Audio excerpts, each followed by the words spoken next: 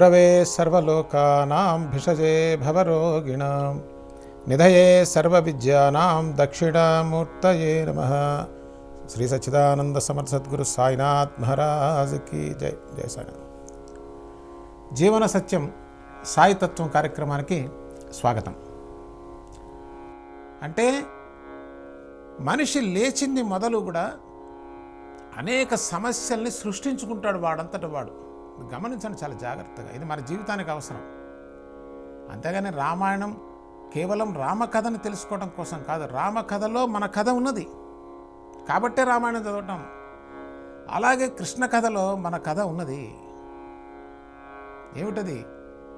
అసలు కృష్ణ పరమాత్మ యొక్క జీవితం గనక మనం ప్రశాంతంగా కూర్చొని చూసినట్లయితే, ఎందుకని ప్రశాంతంగా అంటున్నారంటే మనకి ఈ రోజున మన బ్రతుకు మనం చూడటానికి మనకు ప్రశాంతత లేనటువంటి దీనాతి దీనమైన బ్రతుకు బతుకుతున్నాం కదా.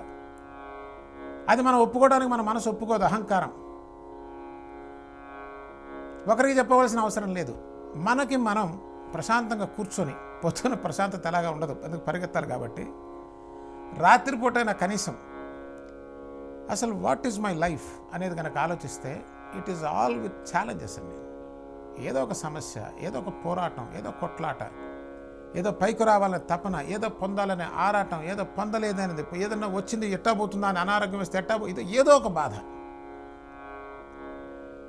మరి కృష్ణ పరమాత్మ లైఫ్ దీంతో ఎలా కంపేర్ చేస్తామండి? మనం ఏం నేర్చుకుంటాం కృష్ణ తత్వాన్ని తెలుసుకుని అంటే, దీనికి కోట్ల రెట్ల భయంకరంగా ఉంటుంది కృష్ణుడి జీవితం. చూసుకోండి ఒకసారి. పుట్టింది జైల్లోనా? పుట్టంగానే తల్లిదండ్రులకు దూరం అవటమా? ఎక్కడుందండి సుఖం అసలు?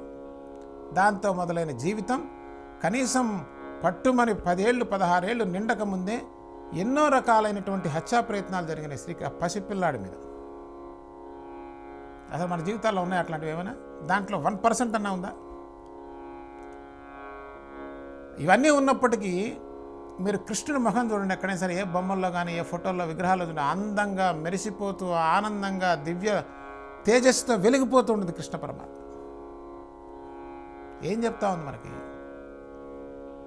సహజంగా మనం ఏం చేస్తామంటే కృష్ణుడి యొక్క ఫోటోని అలంకరిస్తాం, పూజ చేస్తాం, అర్చన చేస్తాం, ఆరాధన చేస్తాం. బాగున్నాయి అలంకరణలు, అర్చనలు, ఆరాధనలు, భజనలు, సంతోషమే. కానీ ఎండ్ ఆఫ్ ది డే నా జీవితంలోకి 1% కృష్ణుడు వచ్చాడా అని ప్రశ్నించుకుంటే అది ప్రశ్నగానే మిగులుతాం. ఇది మనం ఆలోచించాల్సిన విషయం. అంతేగాని అక్కడ కావాల్సింది భజనలు, పూజలు, అర్చనలు ఇవన్నీ కాదండి. అన్నీ అక్కర్లేదా అంటే అవి ఎవరు చేయాలో చెప్తాను. ఎవరైతే ఆ కృష్ణతత్వాన్ని అర్థం చేసుకుని ఆ మార్గంలో ఆనందంగా దివ్యంగా ఎప్పుడూ నా సమస్యలని తీరితే కాదండి.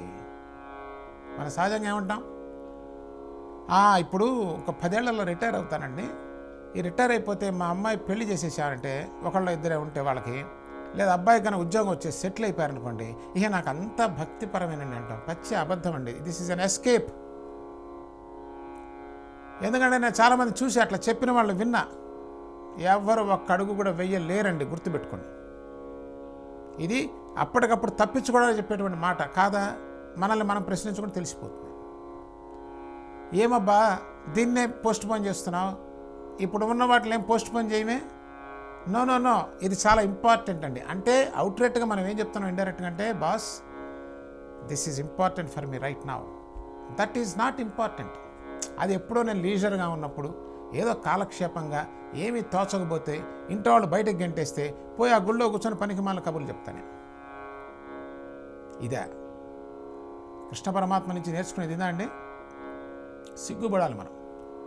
ఎందుచేతనంటే ఎందరెందరో మహనీయులు పుట్టి కావలసినటువంటి అద్భుతమైన జీవితానికి సంబంధించిన సంపద అంతా ఇస్తే దానంతా ఎక్కడో పారేసి పనికి మాలిన వాటి కోసం జీవితంలో ఉన్నటువంటి శక్తిని అంతా సర్వనాశనం చేసుకొని, ఈ ఎవరి కోసమైతే నేను పరిగెత్తాను ఇన్నాళ్ళు వాళ్ళందరూ రెక్కలు వచ్చి ఎగిరిపోతే పలకరించే దిక్కు లేక, మాట్లాడటానికి దిక్కు లేక ఒంటరి బ్రతుకు బతుకుతూ అప్పుడు నువ్వు గుళ్ళు గోపురాలు తిరుగుతావు. ఎవరు రానిస్తారండి? నువ్వు వెళ్ళినా కూడా ఎవరు ఎలా మింగిల్ కాగలవు? అసలు